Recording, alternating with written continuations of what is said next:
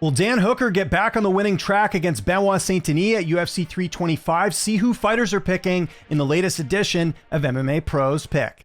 I think it's gonna be a good fight. I don't like going against Dan. Dan is he'll pull a hat trick, you know. So for me, Benoit gonna kill Dan Hooker. If you saw the last fight of Dan Hooker, he was with Arman Tsarukyan, and Tsarukyan is a grappler like Benoit, and I think it's easy for Benoit to do the same game plan of Arman, but we never know with Dan Hooker. Sometimes he fight very good and sometimes not so good.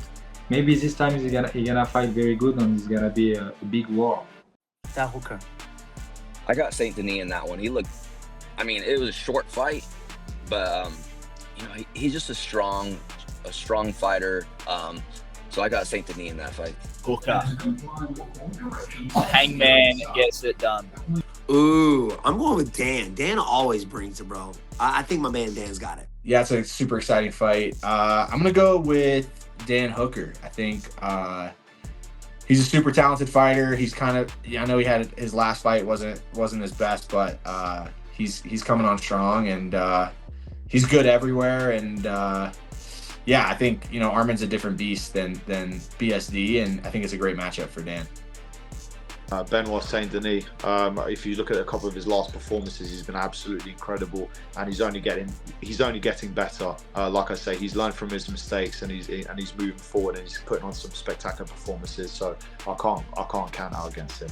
Benoit is gonna use his grappling, his aggressiveness, and he's gonna win. Oh man,